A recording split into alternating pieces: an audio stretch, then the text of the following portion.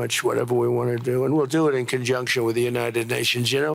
Donald Trump just announced something at the World Economic Forum in Davos that sounds like it came straight out of a badly written political thriller. He's calling it the Board of Peace. Yes, you heard that right. The same man who threatened to invade Greenland, annex Canada, and take over the Panama Canal is now positioning himself as the world's ultimate peacemaker. But here's where it gets absolutely wild. This isn't just about peace, it's about money. Lots of it. We're talking $1 billion entry fee to join this exclusive club. And the members? Well, let me just say the guest list reads less like the United Nations and more like a reunion of the world's most controversial leaders. Let's break down what's actually happening here because this story has more red flags than a Communist Party parade. Trump stood on that stage in Davos and proudly announced the founding members of his Board of Peace. Now, when you hear Peace Board, you might think of countries like Switzerland, Norway, or Canada, nations known for diplomacy and humanitarian efforts. Instead, we've got Azerbaijan, a country currently engaged in ethnic cleansing in Nagorno-Karabakh, Belarus, run by Europe's last dictator, Alexander Lukashenko, Turkey, where journalists are imprisoned at alarming rates, Saudi Arabia. Remember Jamal Khashoggi, Kazakhstan, where protests are violently suppressed, Uzbekistan, one of the world's most repressive regimes, and the crown jewel. Trump extended an invitation to Vladimir Putin. Yes, the same Vladimir Putin who's currently under an international criminal court arrest warrant for war crimes in Ukraine. Let that sink in. The man Trump claims is so dangerous that America needs to invade Greenland to stop him is now invited to sit on Trump's peace board. The contradiction isn't just glaring, it's blinding. But wait, it gets even more disturbing. According to Trump, the primary mission of this Board of Peace is to rebuild Gaza. Sounds noble, right? Humanitarian reconstruction after devastating conflict? Not quite. Here's what Trump's senior advisor, Steve Witkoff, said at Davos. We think this could be done in 2-3 years. We've already started removing the rubble. New Gaza could be a destination, have a lot of industry, and really be a place where people can thrive. Notice the language? Destination. Industry.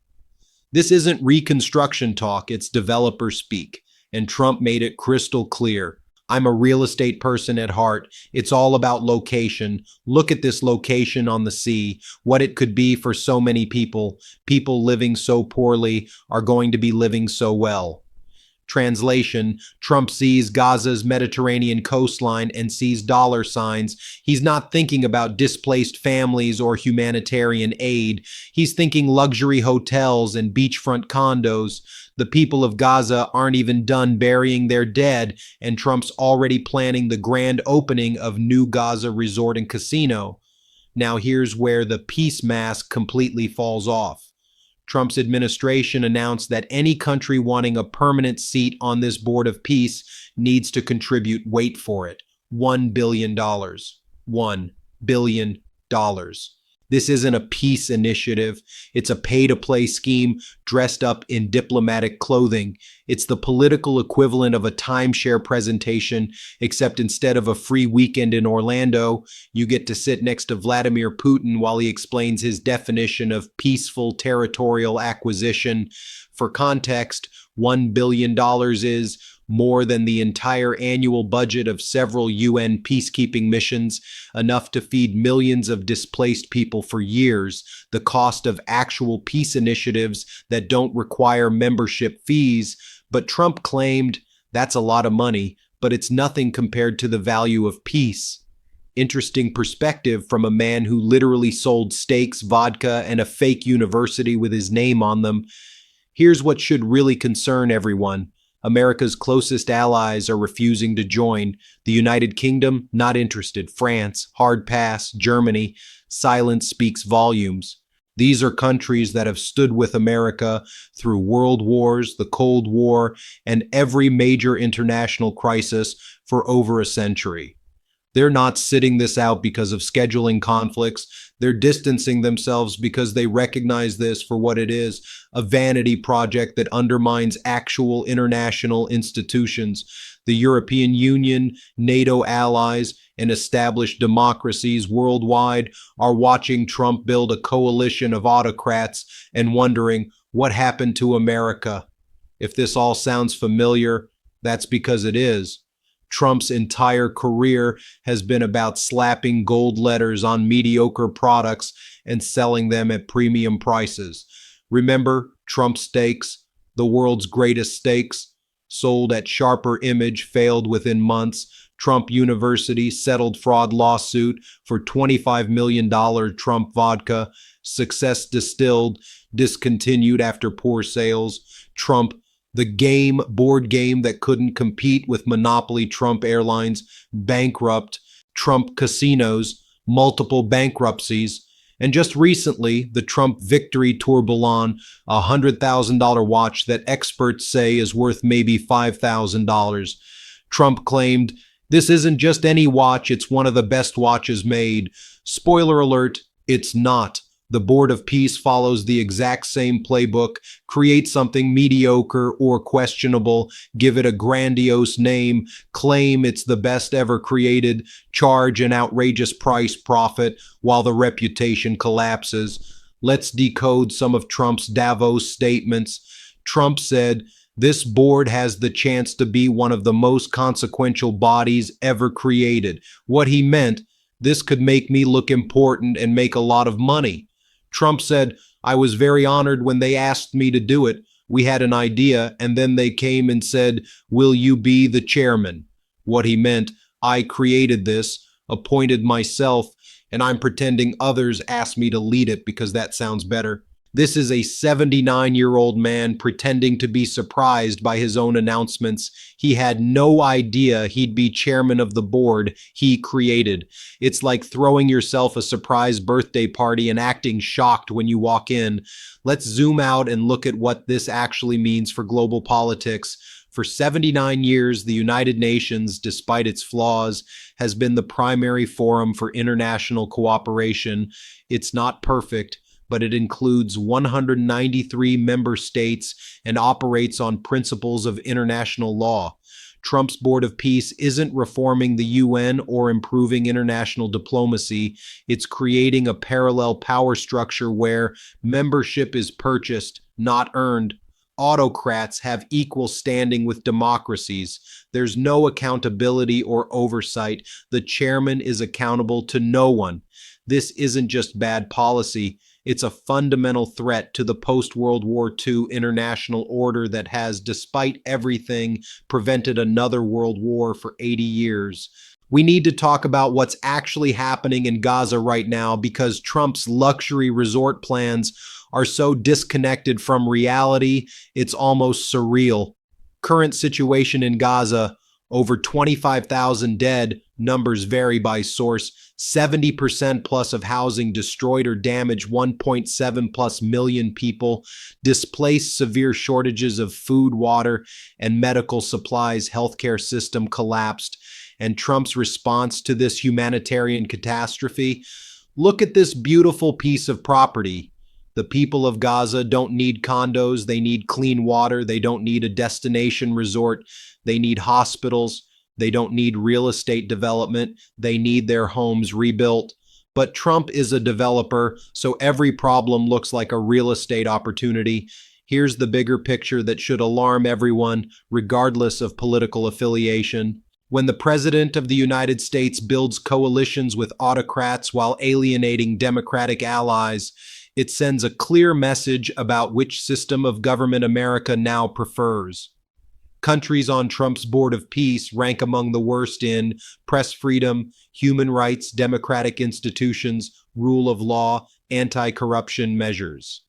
Meanwhile, countries not joining rank highest in democracy indexes, have strong rule of law, protect human rights, have free press. This represents a fundamental shift in American foreign policy, from promoting democracy to embracing whoever will pay the membership fee. Let's follow the money, because that billion-dollar price tag deserves scrutiny. Questions that need answers: who controls the fund? What oversight exists? Can Trump businesses benefit from Gaza reconstruction? Are there any conflict of interest protections? Given Trump's history of mixing personal business with official duties, the lack of transparency around this billion-dollar fund is deeply concerning. Remember, this is a man who directed foreign officials to stay at his hotels, hosted G7 meetings at his golf clubs, made deals with foreign governments while in office. The potential for corruption here isn't theoretical, it's practically guaranteed given the track record. Let's hear from people who actually study international relations and diplomacy. Georgetown University professor Daniel Nexon called it a pay-to-play scheme that undermines legitimate international institutions. Former diplomats from both parties have expressed alarm at the precedent of paid membership in international bodies, the exclusion of democratic allies, the inclusion of human rights violators, the lack of clear mission beyond reconstruction. America's role in international cooperation has been central to global stability since 1945. We helped create the United Nations 1945, NATO 1949, the World Bank 1944, the International Monetary Fund 1944, the Universal Declaration of Human Rights 1948. These institutions, while imperfect, created a framework where disputes could be resolved without war. Economic cooperation lifted billions from poverty. Human rights became internationally recognized. Collective security prevented major power conflicts. Trump's Board of Peace doesn't build on this legacy. It undermines it by suggesting international cooperation is for sale to the highest bidder. So where does this go from here? A few scenarios. Scenario 1, the board fails quietly, most likely. Like Trump steaks and Trump vodka, this quietly disappears when countries don't pay the $1 billion, no actual reconstruction happens, media attention moves on Trump finds a new distraction. Scenario 2, it becomes a slush fund, more concerning. The board exists on paper, collects some money, has no accountability, and funds mysteriously benefit Trump-connected entities. Scenario 3, international relations damage. Even if it fails, the damage to America's standing is already done. Allies have been insulted, autocrats have been elevated, and the message is clear: principle matters less than payment. This Board of Peace perfectly encapsulates Trump's entire approach to governance and international relations. Everything is transactional. Alliances are business deals. Principles have price tags. Loyalty is purchased. Ethics are negotiable. In Trump's worldview, there are no allies, only business partners. There are no enemies, only bad deals. There's no morality, only what you can get away with. There's no legacy, only immediate profit. This isn't conservatism or liberalism. It's pure mercantilism dressed up as diplomacy. If you're concerned about this direction for American foreign policy, here's what you can do. 1. Stay informed. Follow legitimate news sources. Links below. Read actual policy documents, not just headlines. Understand the historical context. 2.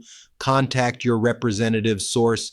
Even if they support Trump, they need to hear constituent concerns about lack of transparency in the billion-dollar fund, conflicts of interest, damage to democratic alliances. 3. Support legitimate international organizations actually doing peace work.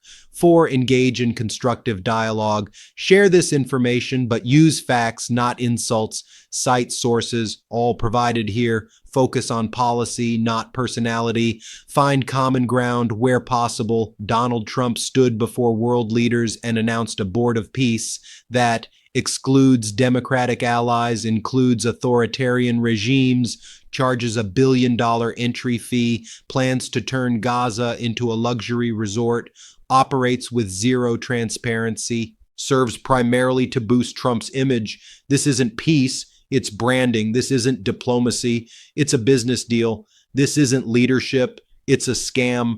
Real peace requires good faith negotiation, mutual respect, sacrifice and compromise.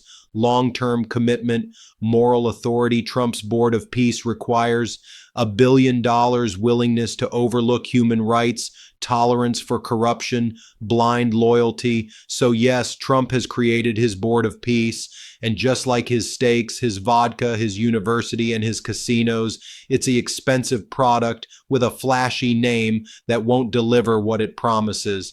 The only question is, how much damage will it do before it inevitably fails?